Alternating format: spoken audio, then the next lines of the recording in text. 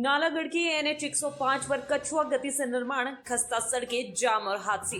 नालागढ़ के national highway 105 पर चल रहे 4 लेन निर्माण कार्य की कछुआ गति और सड़कों की खस्ता हालत से स्थानीय लोग और उद्योगपति को गहरी निराशा में डाल दिया है। हिमाचल प्रदेश का सबसे बड़ा औद्योगिक क्षेत्र बद्दी बरोटी वाला नालागढ़,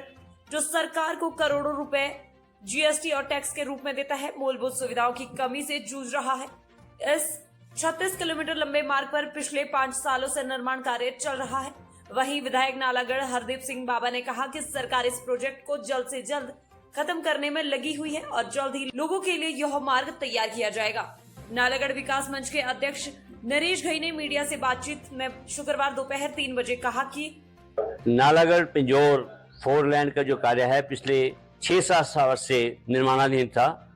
परंतु नालागढ़ के लोग और बद्दी बरोटीवाला के लोग, जो कि इंडस्ट्री एरिया है,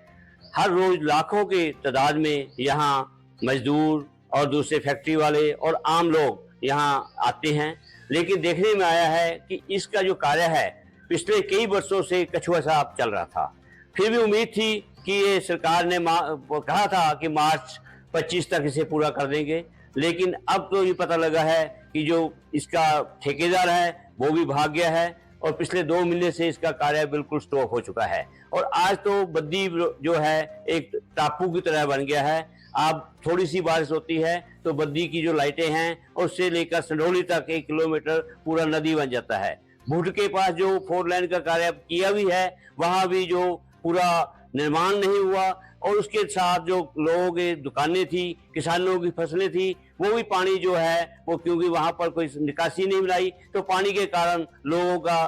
जो है दुकानें खराब हो रही हैं, फसलें खराब हो रही हैं। इसी तरह से इस समय जो वहां यातायात है वो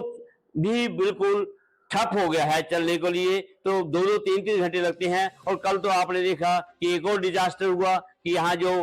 पुल था वहां मानपुरा के पास इच्छाधारी मंदिर के साथ जो ढेला जाता था वो भी एक विकल्प रोड था और वहां ट्रैफिक को थोड़ी उम्मीद मिलती थी कि यहाँ से ट्रैफिक चला जाता है, लेकिन वो भी कल पुल गिर गया। वो भी अवैध खनन की भेंट चढ़ा है। आप सभी जानते हैं कि अवैध खनन के कारण नालागढ़ के जो ब्रिजेज हैं वो इस समय पूरे खतरे में हैं। तो पब्लिक प्रॉपर्टी को जो नुकसान हो रहा है, उसके साथ आज जो नेशनल हाईवे है उसका जो दंश है लोग झेल रहे हैं और इस समय पैदल चलना मुश्किल है। दुर्घटनाएं यहाँ इतनी हो रही है कि हर रोज जीवन जो है वो हमारे नौजवानों का जाता है, क्योंकि सड़क चलने लायक नहीं है। तो हमारा केंद्र सरकार और प्रदेश सरकार से है कि आपस में आप एक दूसरे के ऊपर ब्लेम करने की नीति छोड़ें। ये ना कहें कि केंद्र की गलती है या राज्य सरकार की गलती है। इस 4 लेन को जल्द से जल्द पूरा करें और जो नेशनल हाईवे का जो लोगों को सपना आपने दिखाया है, तो नेशनल हाईवे नालागढ़ BVN के क्षेत्र को भी जल्द से जल्द दिया जाए। धर्मेंद्र चंदेल, पेशे से मैं एक शिक्षक हूँ, लेकिन जैसे कि हम सभी ये जानते हैं कि नालागढ़, जैसे कि अभी घई साहब ने कहा, कि एक एशिया का सबसे बड़ा फार्मा हब है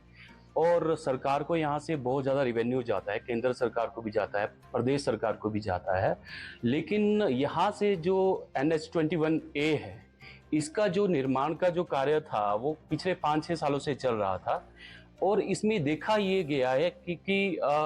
कई बार क्योंकि प्रदेश सरकार का इसमें ये रोल है कि जो केंद्र सरकार है या जो हमारे परिवहन मंत्री है नितिन गडकरी जी, उनको हमने काफी बार भाषण में कहते हुए सुना भी है कि नेशनल हाईवे के लिए जमीन या जो भी वहां के जो भी मुआवजा लोगों को दिया जाता है वो सरकार देती है, लेकिन उसका जो अतिक्रमण है उसको हटाने का काम प्रदेश सरकार करेगी, वहां का प्रशासन करेगा। और यहाँ के प्रशासन की मैं एक बहुत बड़ी गैर जिम्मेवारी ये